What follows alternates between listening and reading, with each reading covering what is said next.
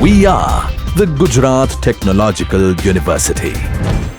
Since its inception over a decade ago, GTU has been empowering young and curating minds to realize their true potential.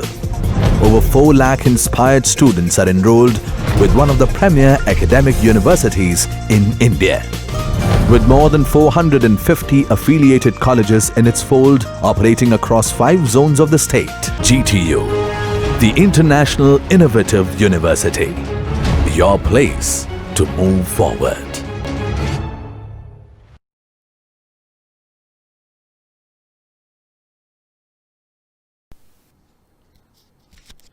Hello, I am Hiren Patel. Today we are going to discuss about basic of refrigeration engineering.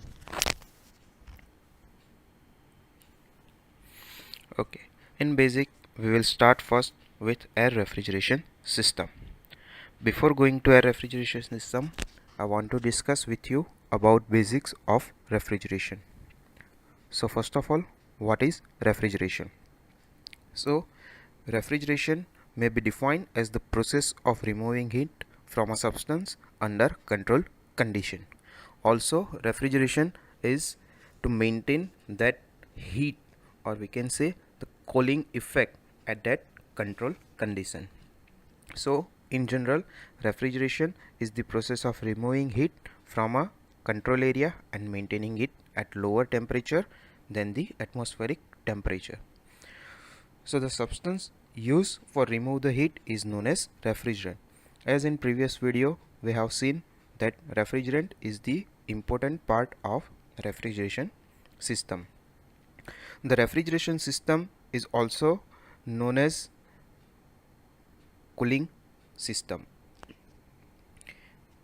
It is known to mankind since middle of 19th century. So in air refrigeration system, air is used as a refrigerant. So before discussing the general of air refrigeration system, first we need to understand unit of refrigeration system, coefficient of performance and other terms. So unit of refrigeration. In practical, unit of refrigeration is known as ton of refrigeration. Generally we are using air conditioner in terms of tons. Means whenever we require to buy an AC, then we have to purchase on the basis of its capacity, 1 ton, 2 ton. That ton is actually the unit of refrigeration, that is TR. It is also written as TR. So what is ton of refrigeration? So when 1 ton of ice is kept at 0 degrees Celsius for 24 hours, then the refrigerating effect produced by melting of that ice is known as 1 ton of refrigeration. So this is the basic definition of 1 ton of refrigeration. So 1 TR is also equals to 210 kilojoule per minute, or we can say 3.5 kilowatt. In actual practice, 1 ton of refrigeration is equivalent to 210 kilojoule per minute. Now coefficient of performance. What is coefficient of performance? It is actually measure of the efficiency of refrigeration system. So it is the ratio of heat extracted in refrigerator to work done on the refrigerator. So coefficient of performance is also expressed in terms of COP, that is Q by W. So Q is the heat extracted and W is the work done on the refrigerator. Okay. So moving towards the refrigerator, first we need to understand what is difference between heat engine, refrigerator and heat pump. As here you can see 3 diagrams. One diagram A is for heat engine, diagram B is for refrigerator and diagram C is for heat pump. Here in first diagram of heat engine, we can see that there is a heat transferring from hot body to cold body. Here there are two temperature body. One is T2, that is hot body, and T1, that is cold body. So T2 is greater than T1. So normally heat is transferred from hot body to cold body. As we know, in heat transfer it is or we can say in thermodynamics, we have seen that the heat is transferred from hot body to cold body. Whenever heat transfer from hot body to cold body, if we put an engine in between that, then we will get some work output. So in this diagram we can see that we are getting WE as a work output, while Q2 is transferred from T2 to T1. So Q1 is rejected in cold body, and W, that is work done, obtained from this heat transfer. But in case of refrigerant, we have to give work input. So in second diagram we can see that the WR work is given to refrigerator. So if we give work input to any system, then the heat can be transferred from cold body to hot body. So we have seen in second law of thermodynamics that there is no system that can transfer heat from lower temperature to higher temperature without any external work. So refrigerator works on that principle. So we have to give WR work input to system so that the Q1 heat is absorbed from the cold body and Q2 heat is rejected to the hot body. Same thing happens in case of heat pump also. We are giving WP work to the heat pump so that Q1 heat is extracted from the cold body and Q2 heat is rejected to the hot body.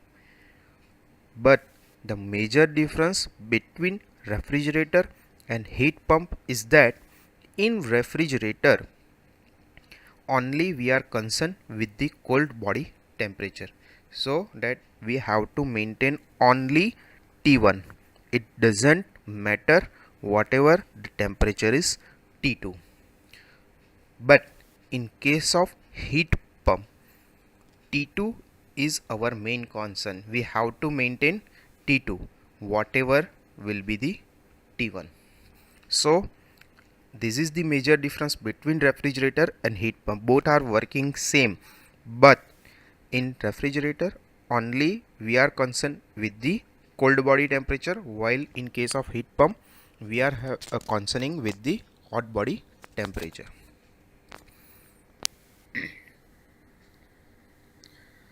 So in case of heat engine we are having efficiency. It is also known as coefficient of performance of heat engine. In this case, what is the efficiency? That is output divided by input.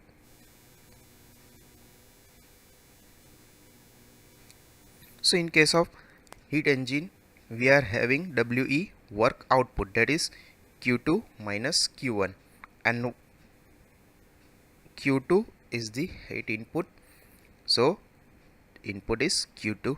So here in this diagram we can see that W is our work output and Q2 is the heat input and Q1 is the heat rejection. So the efficiency is WE by Q2, so Q2 minus Q1 by Q2. But in case of refrigerator, it is also known as COP of refrigerator. In this case same, there is output divided by input, but in case of refrigerator output is refrigerating effect and input will be the work input given to compressor. So here we can see that the heat absorption or refrigerating effect is Q1. So that is Q1, and work that is given to compressor is WR. So Q1 by WR is equal to Q1 upon Q2 minus Q1. In heat pump, same output divided by input, but in case of heat pump, as we have discussed, we have main concern about the hot body temperature. So whatever the output is higher temperature, that is Q2. So here output is Q2 and input is work given to the pump. So Q2 by Q2 minus Q1. So comparing these two COP of pump and COP of refrigerator, we are having Q1 upon Q2 minus Q1 plus 1. So COP of pump is always greater than COP of refrigerant by unity. So it is always COP of refrigerator plus 1. So this is what about efficiency and COP of heat engine, refrigerator and heat pump. Now moving towards the air refrigeration system. So normally air refrigeration systems work with air as a refrigerant. In case of air refrigeration system, there are two type of air refrigeration cycle. One is open air refrigeration cycle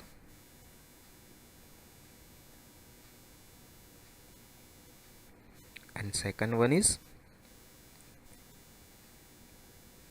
closed air refrigeration cycle. Air refrigeration cycle normally works on reverse Carnot cycle.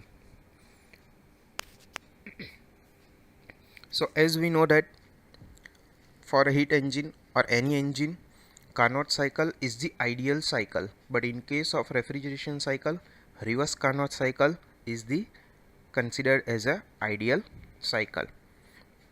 Reverse Carnot cycle using air as a working medium is shown in PV diagram and TS diagram. At point 1, let P1, V1 and T1 be the pressure, volume and temperature of air respectively. So first process 1 to 2, that is isentropic compression process. The air is compressed isentropically as shown by the curve 1 to 2 in PV diagram as well as in TS diagram.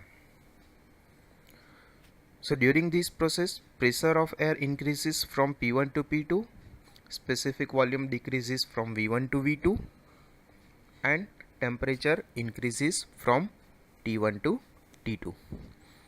Second process is isothermal compression process, that is 2 to 3 process, in which the pressure increases from P2 to P3 and specific volume decreases from V2 to V3 and temperature remaining constant. So in that process, in isothermal compression process, heat is rejected by the air, that is QR, which is equal to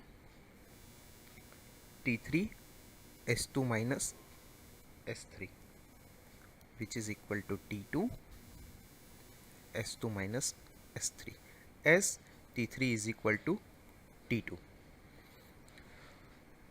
Next process is isentropic expansion process, that is 3 to 4. The pressure of air decreases from P3 to P4 and specific volume increases from V3 to V4 and the temperature decreases from T3 to T4. We know that during isentropic expansion, no heat is absorbed or rejected by the air. And then next process is isothermal expansion process, during which air is expanded isothermally, that is 4 to 1, in which the pressure of air decreases from P4 to P1, specific volume increases from V4 to V1 and temperature is remaining constant through this expansion process. So here the heat is absorbed, that is QA, that is equal to T4 S1 minus S4 or equal to T1 S2 minus S3, as T4 is equal to T1, S1 is equal to S2 and S4 is equal to S3, as we can see into the graph.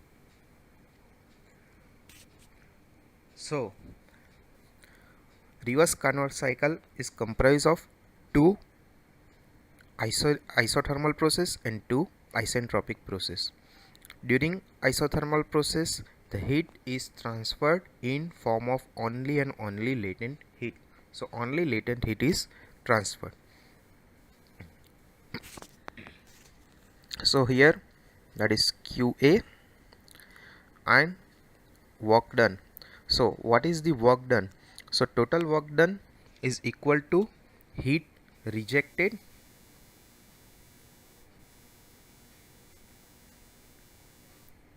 minus heat absorbed.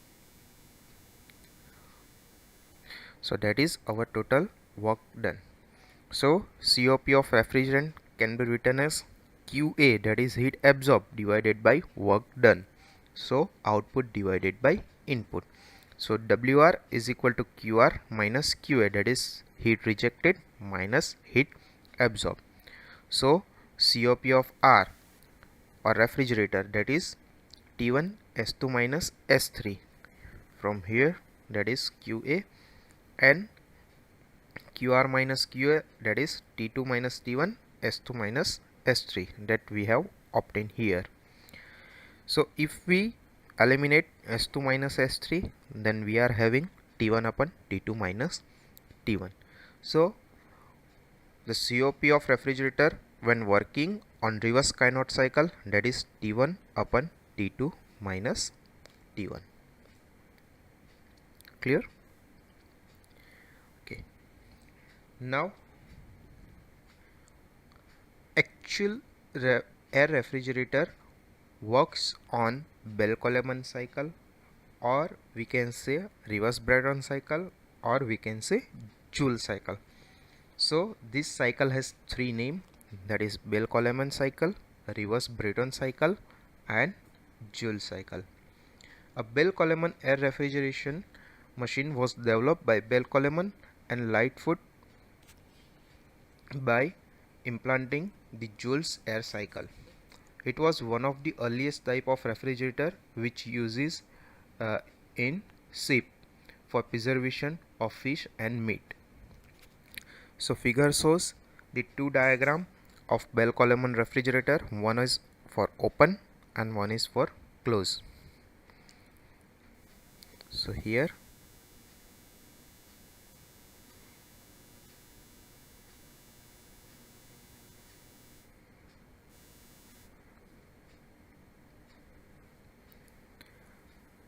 so two diagrams, that is open cycle air Bell-Coleman refrigerator and closed cycle or dense air Bell-Coleman refrigerator.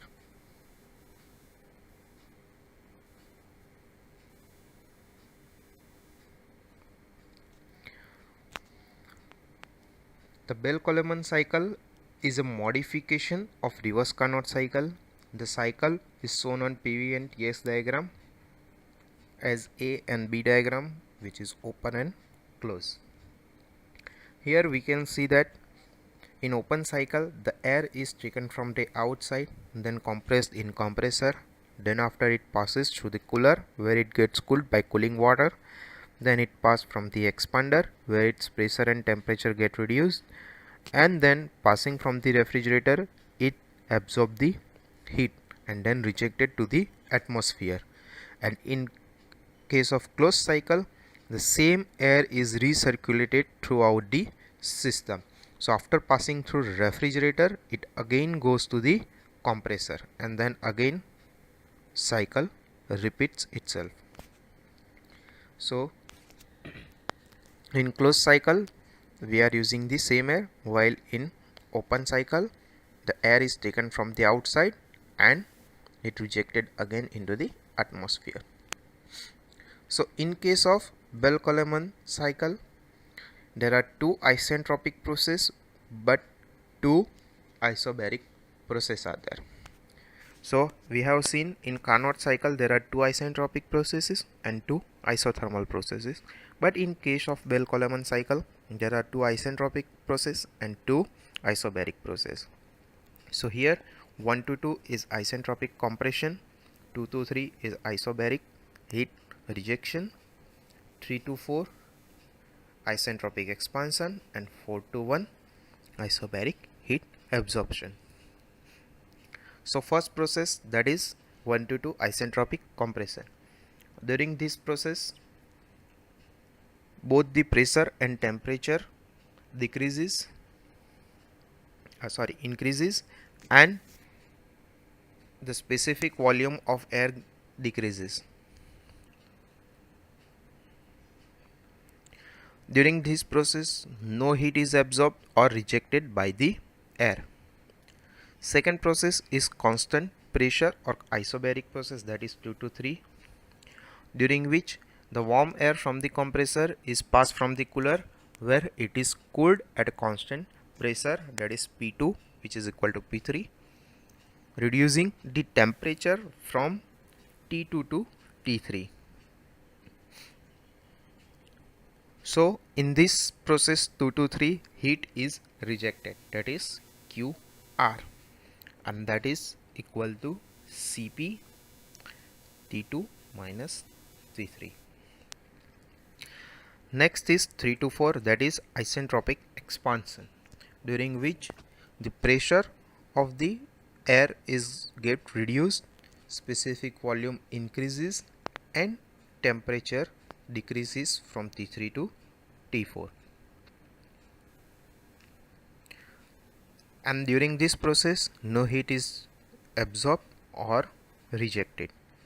Next is 4 to 1, that is constant pressure heat absorption process, or we can say isobaric heat absorption process, during which pressure remains constant, specific volume increases from V4 to V1 and temperature increases from T4 to T1. In this process heat is absorbed. So the heat absorbed, that is QA, which is equal to Cp T1 minus T4.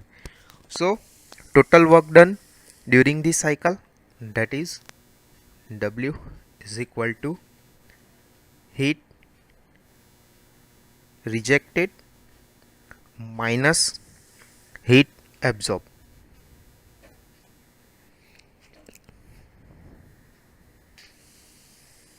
So which is equal to Cp T2 minus T3 minus Cp T1 minus T4.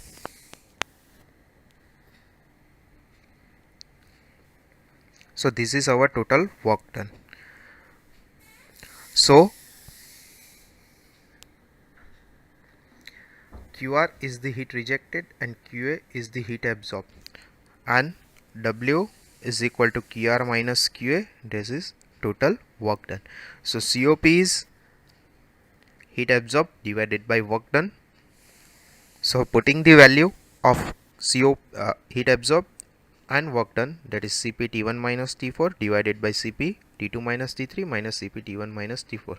So by deriving this equation we are having the final this equation. Now T2 by T1 is P2 by P1 whole raised to gamma minus 1 upon gamma, same as T3 by T4 is equal to P3 by P4 whole raised to gamma minus 1 upon gamma. Now T2 by T1 is equal to T3 by T4, which can be also written as T2 by T3 is equal to T1 by T4. So our COP can also be written as T4 upon T3 minus T4 by putting the value of T1 by T4.